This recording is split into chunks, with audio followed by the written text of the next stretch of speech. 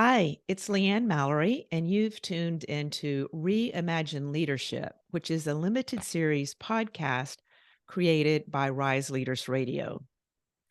The idea of this series is to pick out various elements of a program that I developed for Girl Scouts of Northeast Texas called Reimagine Girl Scouts. So, in this series, we're looking at different topics and different concepts and exploring those at different levels. Over the course of the program, a key kind of element or organizing principle for us was the book, The 15 Commitments of Conscious Leadership. It was a thread that we pulled throughout the program, studying various chapters, various concepts, and doing book reviews, and even some Zoom recordings on the different commitments. So today we are going to be exploring that. I've got Jim Fallon with me, and he is an executive coach and strategic advisor and does a lot of work with the Conscious Leadership Group, which is the organization behind the book, 15 Commitments of Conscious Leadership. He's going to be our guide or subject matter expert today. So, who is Jim Fallon? Jim is an executive coach with CLG. But before that, he was 25 years as a president and CEO of many organizations spanning many different industries. And he's also serves now as a strategic advisor and has a long relationship with YPO, or Young Presidents Organization. One of the things that I don't know about Jim is about this transition. So, Jim, I'm hoping that we can actually start with, how you made the transition from an executive leading organizations and then into the role that you're currently playing, and why you chose Conscious Leadership Group, because I can imagine there's a lot of organizations out there who would love to have you on their roster, but you chose this one. So maybe you can start with that, and then we'll just move right into the big ideas behind the book. How does that sound? That sounds great, Leanne. All right, great. Well, welcome. Let us let it roll. Well, thank you so much for having me here. I was really kind of inspired by our first conversation about all the work you were doing with the Girl Scouts in North Texas and sort of threading the 15 commitments into the leadership programs that you have. So I feel excited to be here and talk to you about all those things. So the transition from being kind of a corporate guy to being an executive coach, and particularly working with Conscious Leadership Group, it was about 2015 that the real transition started to spark. It's almost hard to imagine. It's been, I guess, 8 years since then. Time flies, huh? Yeah, I mean, quite frankly, that 25 years of being an entrepreneur and leading companies, I was an unconscious workaholic, sort of the classic type A, driving forward, achieving the next thing. But meanwhile, really not paying attention to my family, people around me. I was making poor decisions about who to be in business with. And so 2015 rolled around, and I've been doing this for a couple of decades. I found myself with some health issues. I was scheduled for rotator cuff surgery. My relationship with my business partners was kind of going south. I was under a lot of pressure. I was under a lot of stress, although I would have said, I'm not under any stress. Everything's Everything's fine. I fine. got this. And then I had a 3-day period where on a Wednesday morning, I found out I had prostate cancer. On a Thursday morning, I found out I had Lyme disease. And on Friday, my left retina detached. So Oh there was my this sort of word. confluence of things. The universe had come in and said, hey, you really need to stop. We've been trying to get your attention here. And gratefully and thankfully, I listened. And so that was, let's see, that was June of 2015. By the end of that year, I had exited that company. That was my last entrepreneurial venture, and committed to taking a year off to focus on my health. And so I guess the transition had been in place for a while. I had been introduced to the 15 commitments a couple of years before that. I had started meditating, so I was kind of starting to simmer. But then these events really provided, and I would say that that series of events is probably the best thing that ever happened to me Hmm. because it created the catalyst for me to make the transition. So then into 2016, I went.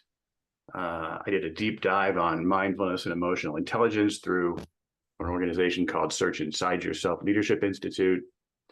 By the end of the year, I had been offered a coaching client, which was a surprise to me, by Diana Chapman, one of the authors of the 15 Commitments.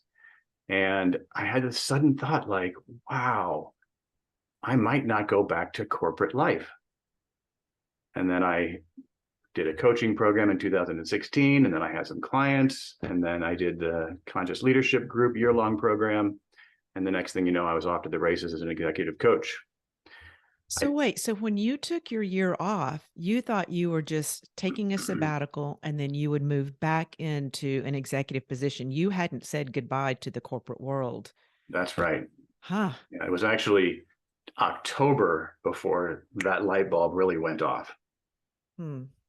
So it was 10 months of kind of decompressing before I was really starting to tune into this. I could really be, and even into the next year, I was still telling a story about, oh, all these, coaching things will be accretive if I go back to work. I was still Uh, telling that narrative. I was still your identified, fallback. so identified with my former role as business leader. There was a real unwinding and unraveling that was taking place. Yeah, boy, I could spend an hour, I think, just asking you about this. It occurs to me that just what happened with you and the change that you went to and through and the change of mind is, I Mm-hmm, think, is scary for people to think about, and maybe why people don't choose to stop and slow down because mm-hmm. they might learn that what they're doing isn't what they really want to be doing, and it's disruptive. It can be Yeah, that's right. disruptive, and the best thing that ever happened, but it's It's still disruptive. it's scary. Yeah, there Huh. was plenty of fear, moments of fear that I faced and made it through. And again, I had all these, health catalysts and other things that really supported me in like I didn't have another choice. Mm. So one of the things I like to do in my work is support people in making moves like that will really tune them more into their life's purpose, their zone of genius, without having to have all of the things that I sort of needed, Yeah. and support people along the way. Yeah, Um, spare them from the universal 2 by 4, huh? right, that's right. And you asked also like why CLG and how did I end up there versus Right. some other place? Yes. And that'll probably lead us into sort of discussion about the 15 commitments. But for me, there's this distinction we make at Conscious Leadership Group between content and context. Mhm. And it's sort of it's grounding for our conversation, and it's also really the reason that I'm doing the work that I'm doing. Um, in our world, we call content all the things that are happening in life. So in business, we didn't make our numbers. I've got an employee who's, complaining about the same thing over and over. We just got all of this funding and now we don't know what to do. In our lives, my kid is writing on the wall. I bumped into somebody in the parking lot. Uh, I didn't get enough chicken on my chicken salad. There's all these things that we would call content, Yeah. and we can be reactive. And it's our context, how we're being with it. Are we Mm. being reactive? That is what Conscious Leadership Group really puts its attention on. So people come to work with me and with us, and they bring all of their wonderful content, and we go straight to how are you being with Mm. that content? Mhm. That's your context. And in that, we can see ourselves and see our reactivity. And we like to, over here at Conscious Leadership Group, work with that. Mhm. And in unlocking those things, we believe we can create behavioral change And as we change our behaviors into the beings that we would prefer to be, we just naturally become better leaders. So that's kind of the thesis. Yeah, yeah, and when I think about that orientation, the, helping someone with their context, like how they're thinking, the way they're being in life and with life is is so key because no matter what happens with the content in life, Mhm. they have the thinking skills or the emotional wherewithal to put it into context so they know how to respond instead of just like you said being reactive. So Mhm. it's such a key, and I even hate to call it a skill, but to be contextual Mhm. is is foundational, I believe, in Mhm. all of our the way that we feel about life success or fulfillment, et cetera, is in the context space. Yep, I agree with that. It's like not a skill, it's almost like it's the journey. Mhm. Like context awareness is a self-awareness journey, and that's the journey I'm on. And so by being a conscious leadership group and doing the work that I do, I just get to stay on my journey, Uh-huh. tuning into myself, growing in self-awareness, and then playing that back out into the universe in support of others. So that's why I'm a conscious leadership group. Yeah, thank you. Can we just go into, because we're in this topic of context, and I know that we'll explore the book in different ways, but the um, to me, by me, through me, as me is also another context. And in fact, Mhm. that is one of the first, in addition to just above and below the line, which I know we'll talk about. But that contextual orientation was also really important in this program. It says so much and it's nuanced, but it's really a really important aspect, I think, of the book. Mm-hmm. Yeah, that's right. So there's this model. It's the four ways of leading, Mhm. and it's almost like the four ways of being in the world. Yeah. And so there's this idea of to me, which is sort of defined as I experience life as happening to me. So there's a sort of victim Mhm. consciousness. I'm not empowered. I feel like things are happening and there's nothing I can do. It's just the way it is. And so we're sort of in this victim mentality. And then by me is I'm taking responsibility for all the things that are happening in my life. I look out at the content of my life, I look at my results, and I have the thought, oh, how did I create the thing that's happening here? And so there's this shift in consciousness from to me to by me that is just taking responsibility. I no longer Mhm. see it as happening to me. I see myself as the empowered being who must have created this in some way. I must be contributing to the creation of this because it's here in my life. Those are my results. And the whole book is basically a discussion about different ways to shift from to me to by me. Mhm. Okay. And the portal is taking responsibility, which is commitment number one. Then Radical there are, responsibility.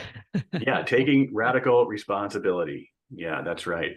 And then there's two other sort of ways of leading. One is called through me, another one's called as me.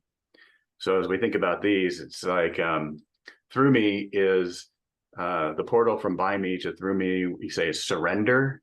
Mm. So now I'm no Okay. longer like almost out there doing, but I'm surrendered to what Mm. life wants to do through me. Mhm. So living in my zone of genius, being completely on purpose. Sort of when I'm in a through me state, I'm still probably doing a lot, but it doesn't feel effortful. Mhm. Would So it's that a be difference. like flow? Would you relate to that as flow? More flow state. More flow state. That's right. Okay. When you're in the Mm-hmm. through me. Mhm. And then as me is like oneness consciousness, being in the quantum field, and I am part of the whole totality and the whole bit. So very much on the spiritual end of beingness. And again, the whole book is really focused on this to me to by me Mm-hmm. shift. And these ways of leading aren't really like levels. It's more like in any given day, if we just put a little dot every 5 minutes on those 4 boxes, to me, by me, through me, as me, we'd see dots all over the place. And we'd see kind of a scatter plot that has a cloud, maybe more over the to me space. And then by practicing the way we practice and doing the type of facilitation and coaching we do, the idea is that scatter plot will start to move Mm-hmm. and be more in the by me space. There'll be more through me pieces, but they're not like levels.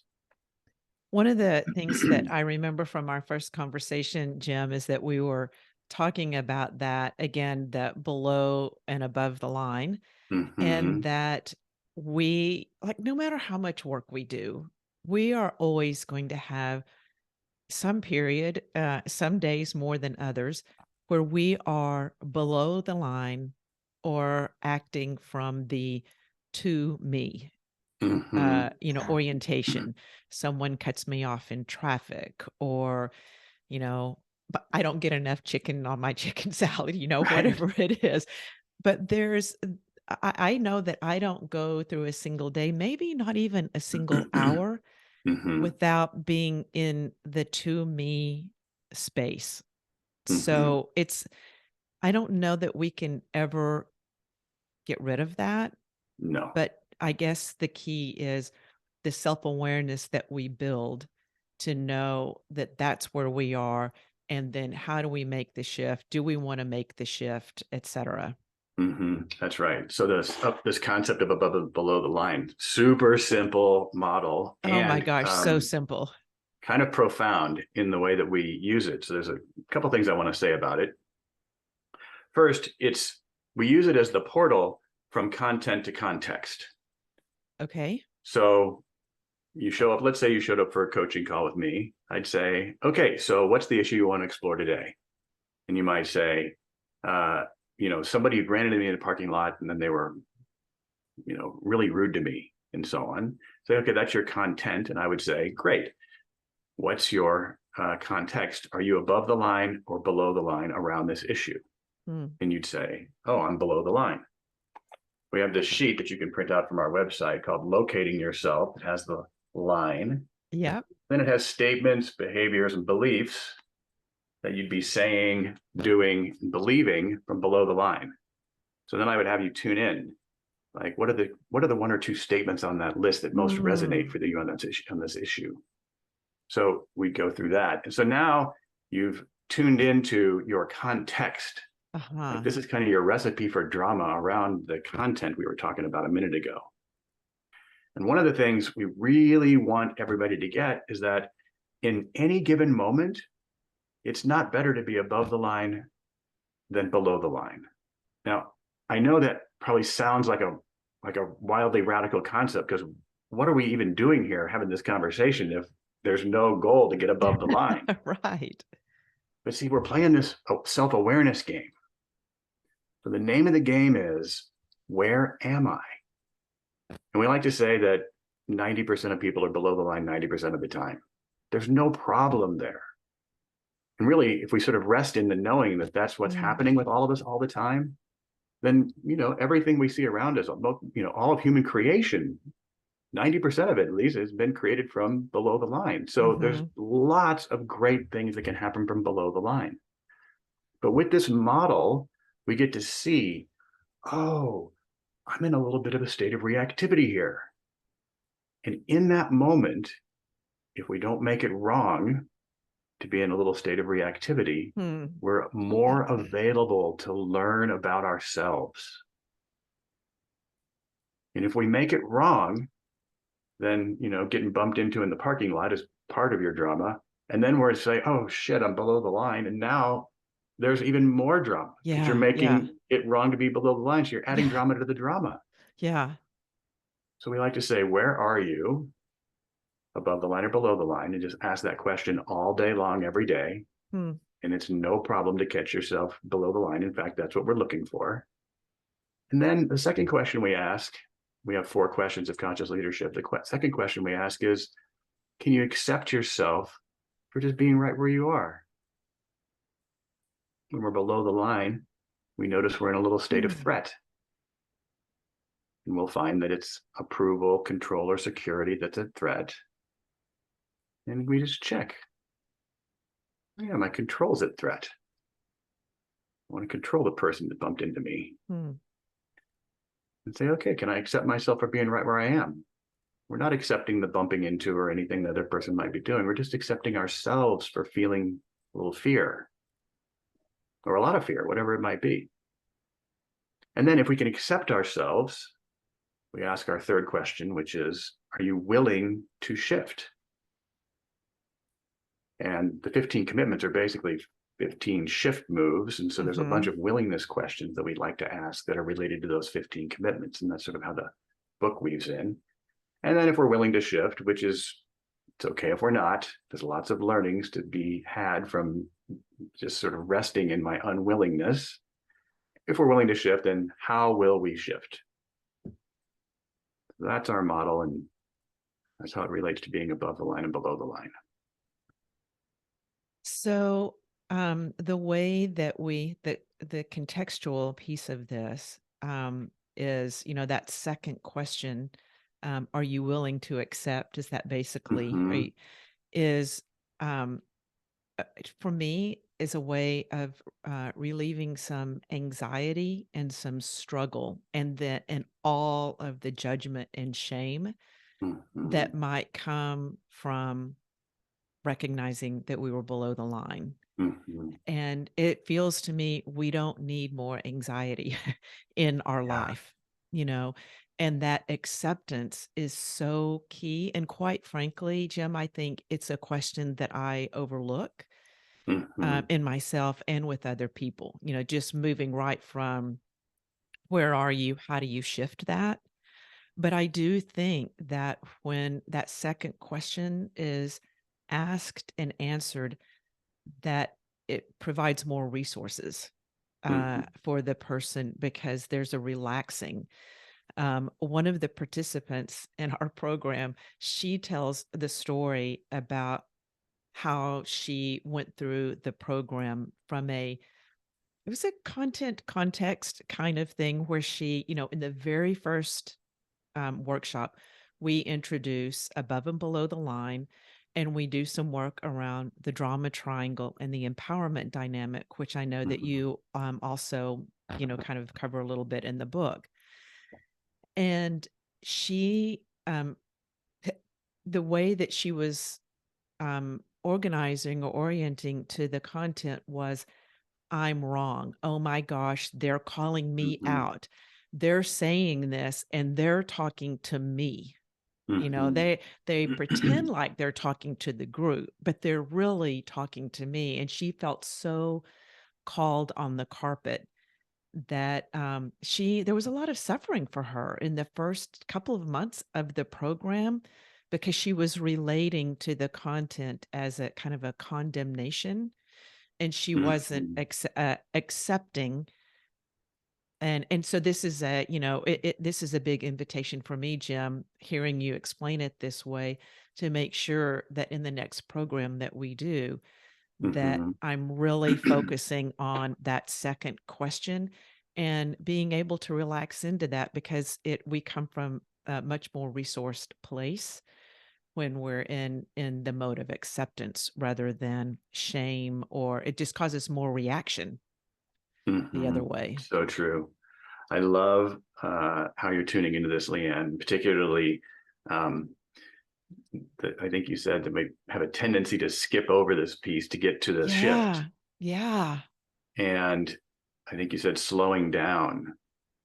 So we do like to slow down at this second question. We like to say, you can't shift what you can't accept. And we're shifting the context from being below the line in a state of threat and kind of constricted to being in a state of learning, trust.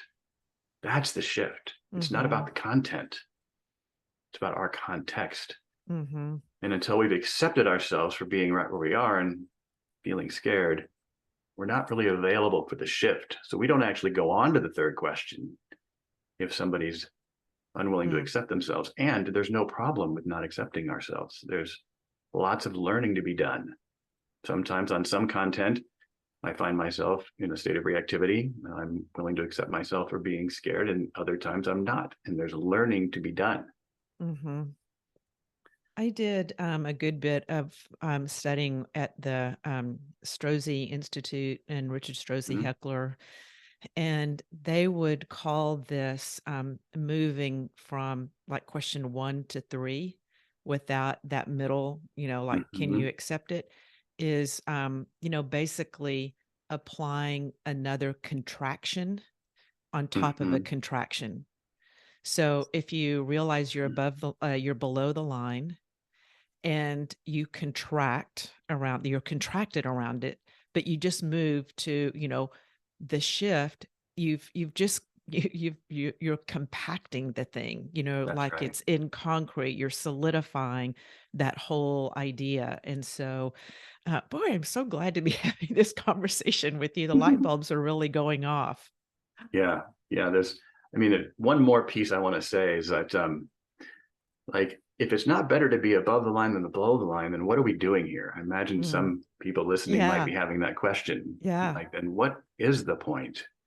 And what I want to say is, in any given moment, it's not better or worse to be above or below the line. So, in the present moment, where am I? Just as accurately as we can, locating ourselves.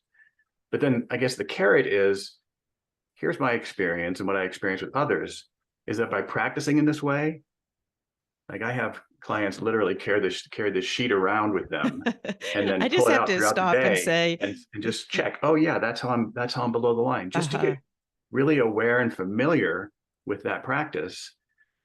Because when we go below the line, getting triggered basically, we can go frequently, we can go to a certain depth, we can go way below the line, Mhm. really triggered. I'm sure everybody's familiar with that. And we Yeah. can stay below the line for a long time. Yeah, yeah.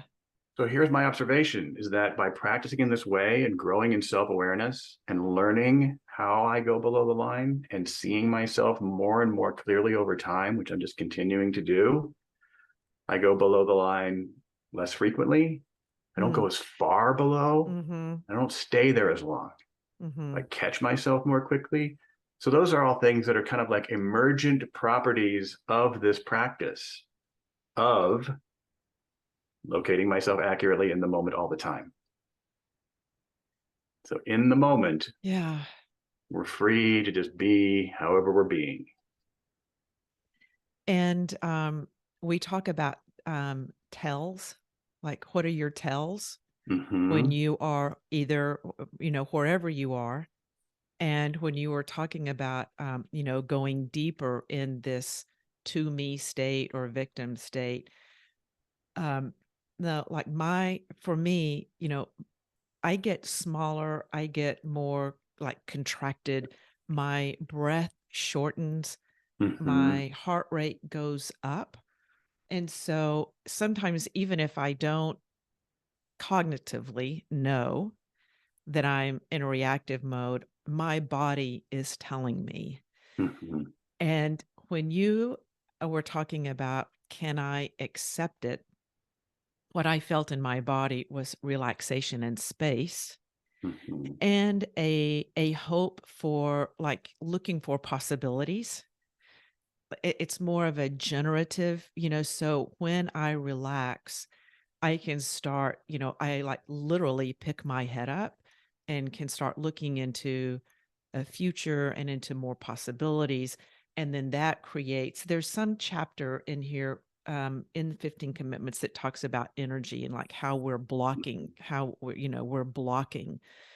And in the to me state, oftentimes the energy is blocked. It may feel kind of good at the time because there's a lot of maybe adrenaline, That's that's right. coursing through the body, and Mhm. it's a powerful reactive. It's a strong feeling, that can be addictive, especially if you're in the mood of like persecuting or blaming or telling other people why it's wrong or telling someone off.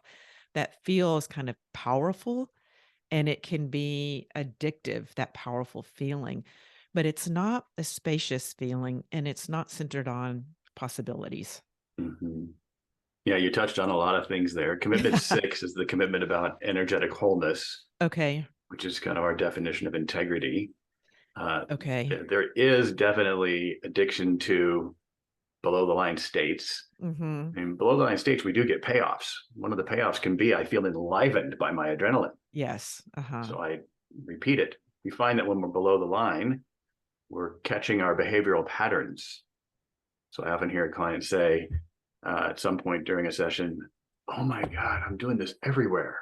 It's like, yes, that's it, of course, because we're just in our pattern. Yeah. So we're doing it Yeah. at whatever we're doing at work, we're doing it with other relationships elsewhere in our lives. Yeah. Get down to that level. Now we're talking about something we can really work with. Uh-huh. Um, So one thing that I was started to interrupt you earlier. You're holding up. You keep holding up your paper that has the mhm. line and all that, and I know that people are listening and they can't see your piece of paper, but it is a well worn and tattered piece of paper that I believe you have carried with you to a lot of different places. It is well used, and like you said, I will put a link in the show notes for people to get their own piece of paper to carry around with them so they can That's right. self-identify. Yeah, yeah. Thanks for clarifying that. Yeah, Lots of resources available on the Conscious Leadership Group website, available for yeah, use. yeah. So we talked about commitment 6. And when you and I first spoke, Mhm. you described the arc of the book and how the commitments evolve. Can you talk about that here? I had not seen the commitments in quite that way, and it really Mhm. was it was another great context. Yep. Um, so the first six commitments are kind of like a capsule on their own.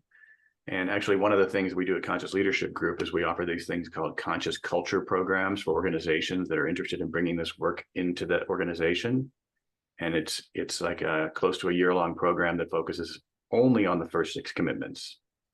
So Oh, I'll lay those really? out. A whole year just on the first 6. Mhm. Interesting. Yeah, and I keep learning more and more about myself as I go through them repeatedly. It's really fun.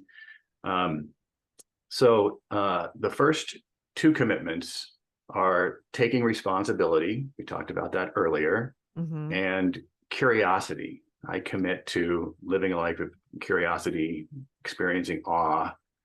The first one is often related to letting go of blame and criticism. So I'm taking responsibility versus blaming others or blaming myself for the situation, starting to see myself as more empowered. And then the second one, curiosity, is letting go of being right. Hmm. Like, so when we're below the line, there's something that we're kind of holding on to righteously, kind of like anchoring into our position. Confirmation bias, for those of you know what that's about, Yeah. like starts to come in.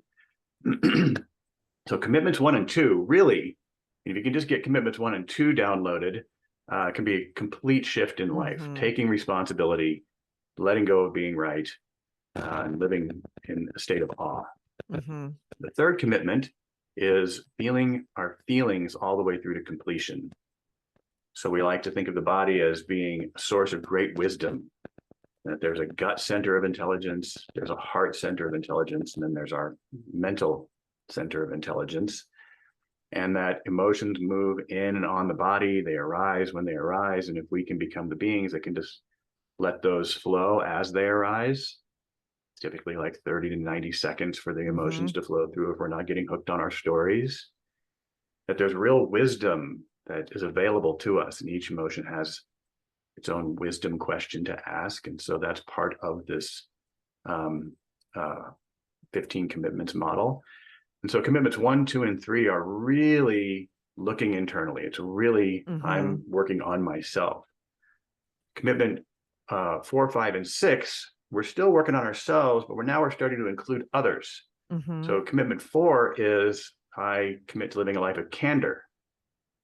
So now it's being the being that's willing to reveal myself to others in my relationships, even when it feels scary. And am I doing it from below the line or above the line? And so continuing to practice what's my context Mhm. as I reveal. And there's this way in which now we're using radical candor to be in relationship with others. So we've started taking responsibility, letting go of being right, feeling our feelings, and now we're in relationship. Commitment 5 is letting go of gossip. So Mm. I'm no longer going to be one who talks about others in a way that I wouldn't talk about them if they were present, and also not being a space where other people can do that. Mhm. And then commitment 6 is kind of the capstone, and this one is living a life of integrity. Mhm. So integrity for us is energetic wholeness. And this is how it ties these first ones together. So to be in energetic wholeness, I need to be taking responsibility. So it kind of includes some of the prior commitments, taking responsibility for all of the things in my life. So anywhere that I'm blaming or criticizing and not taking responsibility is a place where I'm leaking a little energy. Mhm. Okay. Any place where I haven't felt feelings that are wanting to be felt, going all the way back to childhood, where have I suppressed or repressed emotions? Anywhere that I am not in congruence with my feelings, I'm leaking a little bit of energy. And then candor, anything that I'm withholding from you or others, those are places where I'm leaking a little bit of energy. Mhm. And then in commitment 6, we also talk about being impeccable with agreements. Any agreement that I've made with somebody else that I'm not keeping, or I'm aware that somebody else has made an agreement with me and they're not keeping, anything that I've agreed to for which I don't have a whole body yes. These are all places where we are sort of out of integrity with ourselves. We So, we did a whole Zoom call on impeccable agreements because this is such a rub in many relationships when things break down very often. I mean, all four of those, the pillars of integrity, are important. And this is a place that people go unconscious with their that's agreements, right. I think. Yeah. We observed that about 60% of agreements in organizations are not kept or not clear.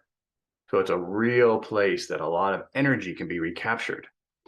So if you think about it, one of the metaphors we'd like to use is like a rowboat that has a lot of holes in it.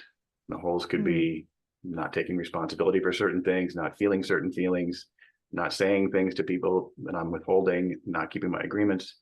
So the first 6 commitments are really focused on clearing up all those places, plugging all those holes in the rowboat Mm. so we can have more energy. Yeah.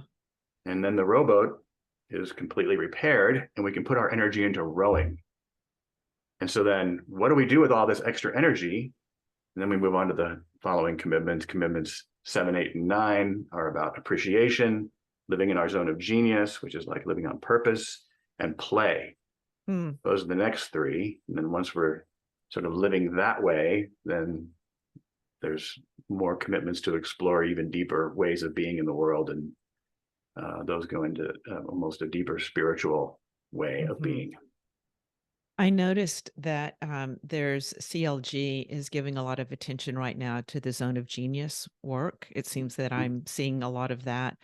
And that was that this was the zone of genius, that particular topic was one of the final things that, even though we had read the whole book, we came back in our very last, we had the groups broken into cohorts, Mm-hmm. and they shared their zone of genius in their very last cohort call, which was really emotional because that's another thing that I think that we don't do is own our zone of genius and Mm-hmm. really play to that and realize, we are often so focused on what's wrong that Mm-hmm. we don't really tap into what's not just what's right, but it's almost like a birthright, when Mm-hmm. we come into the world with these specific traits and characteristics and skills and all of that. And that was a really meaningful practice for the groups to do with each other is to share and own, like to say, "Here's my zone of genius," and to say that it was an emotional call for people. Hmm. Yeah, Zone of Genius is really fun. It's one of the places I work with probably the majority of my clients on. I also want to give credit to the Hendricks Institute. Gay Hendricks, The Big Leap was the book that he wrote that identified Zone of Genius as an area to Okay. focus on. Hmm. Yeah, and in fact, I mean, I think all of the 15 commitments, nothing is new. Things are brought in from Byron Katie, from the Hendricks Institute. What's really unique about the 15 commitments is the way that it's all organized, Yep. right? The drama triangle comes from Cartman. And so all of these models are woven together in a way that allows for this content to context shift into greater self-awareness to be really accessible at Mhm. many levels of self-awareness. Well, the other thing that I would say about the book, there's so much that I love about it. I think it's very generous, and it is not trying to have people read the book and say, "Okay, you're doing everything wrong. We know the right way, and here it is." So it's a very generous book.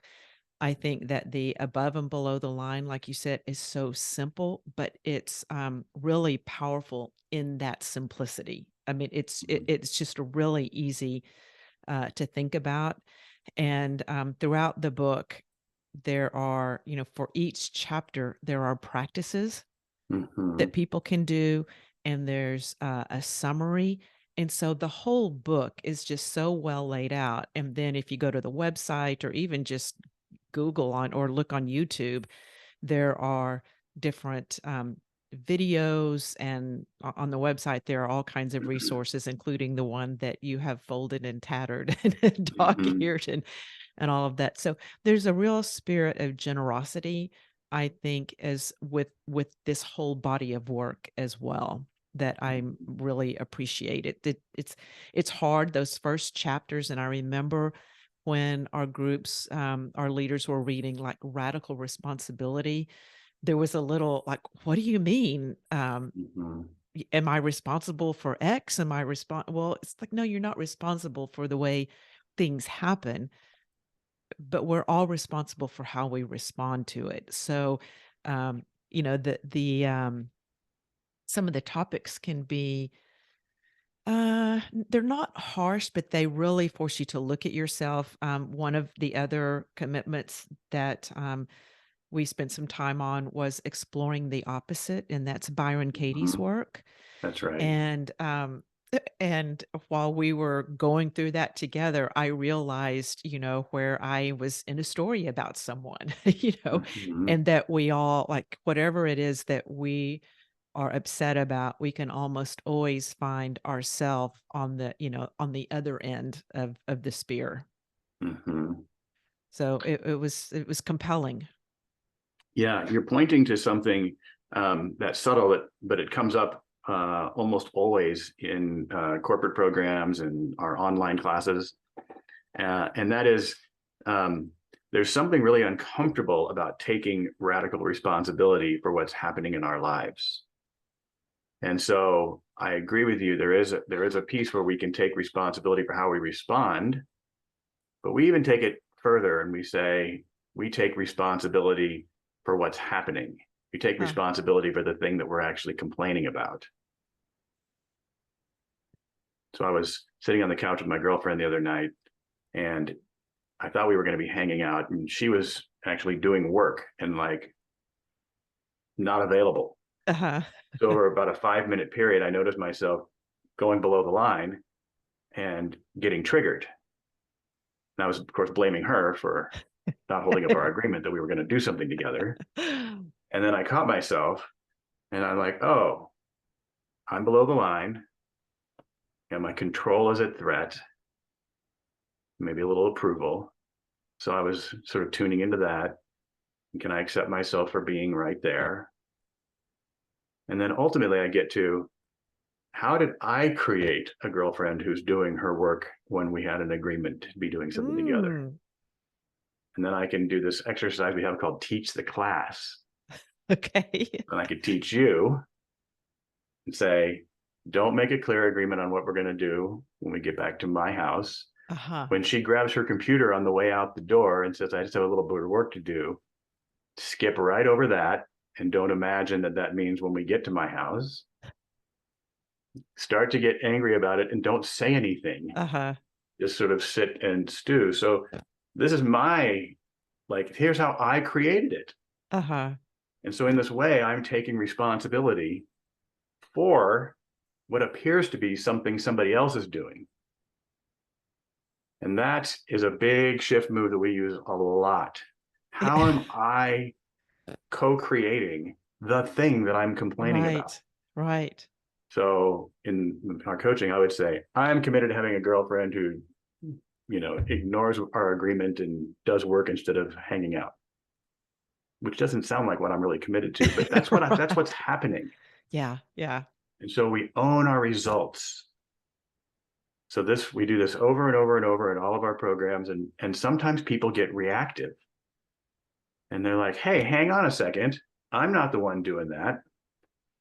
And so it is edgy. It is edgy. It can Yeah. be really edgy. And Yeah. so, I just want to clarify what you're saying, because I think that teach the class is such mhm, a novel concept, because we then have to study ourselves. Like mhm, here, if you want to blame your girlfriend for doing work when you thought you were going to be together, here are all the things that you would need to do. You would mhm, need to not be clear about what you wanted to do that evening. You would have to ignore the fact that she, grabbed her computer.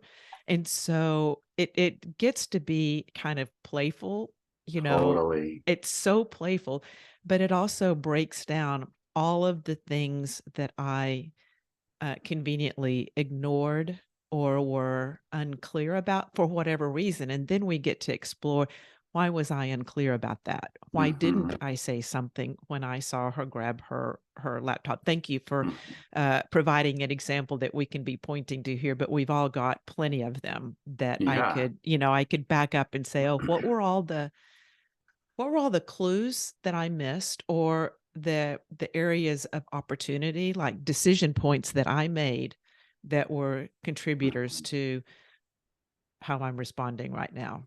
Yeah. I love it. It is playful. Like we often have people give their class a title, a funny title, and then be like the professor of the class. Yeah. And it becomes hilarious. And then people are like, oh, I really am doing all these things. Uh-huh. Yeah. And this is the moment often when somebody says, I'm doing this everywhere. Mm, And so, like, for me, it's like, yeah, I have a pattern of skipping over little things that I notice and just hoping they'll work out. So then I get to reveal all of that and be in relationship with her. It turned out to be a beautiful conversation. And I was totally nice. below the line about it. Yeah. That's what we Yeah. do. Um, I am so happy that you and I got connected, and I'm hoping that I always imagine that when I'm recording a podcast, that hopefully people are out there listening. And I listen to a lot of my podcast on when I'm out walking or putzing around the house. Usually, I'm walking through the neighborhood, so I'm imagining people walking through their neighborhoods, listening and kind of smiling and getting a chuckle and maybe a quizzical look on their face, like, "Oh, I wonder where I did that." So I think that this conversation has likely been really thought provoking for people who are listening, and I want to thank you for taking a chance and being with me here today. Yeah, you're so welcome. Thanks for inviting me. Sure. We've mentioned the resources online. Is there anything else, Jim, that you want to say about yourself or Conscious Leadership Group? Is there an event or anything coming up that you'd want people to know about? Mm-hmm. Sure. Thank you. So the website is at conscious.is. So conscious.is. And like you were saying, there's a resources tab that it's organized by commitment, if you want to look at it that way. And there are literally hundreds and hundreds of sort of free resource meditations, handouts, videos. It is a really generous place Mhm. for finding lots of really fun resources and helpful resources. There's also you can find out about all the different kinds of work we do on one of the other tabs there. So we do one-on-one coaching. We do these conscious culture programs I had talked about before, and various other modalities of delivering this work. We also have some online classes that are offered. There's one called a taste, which is like 30 people doing a deep Mhm. dive together for a 5-hour chunk. Those happen monthly. And then there's a thing called Intro to Conscious Leadership, which is an hour and a half a week for 4 weeks. They're similar, just different delivery Mhm. modalities. And those are really great entry points for anybody whose curiosity has been piqued and they just want to come and explore more. And you lead some of Mm-hmm. those And my webinars, colleague those Kate online. Hudson and I will be doing an intro to conscious leadership starting, I believe, the first or second week of July. So Okay. the All right. signups are Great. available now for that one. All right. Fantastic. This has been delightful. I agree. Thank you so much. And yeah, visit Jim. I'll have all of the links in the show notes to Jim and to Conscious Leadership Group. And I hope everyone will pick up the book and do some exploring as well. It's very, very thought provoking. One other thing, as I was looking through the book again, just preparing for our conversation, I have so much underlined, and I imagine the next time I go through the book, I'll Mhm. underline different parts of it. It's just really, really well done. So, thank you again for your time today, and look forward to our paths continuing to cross. Me too, Leanne. Really appreciate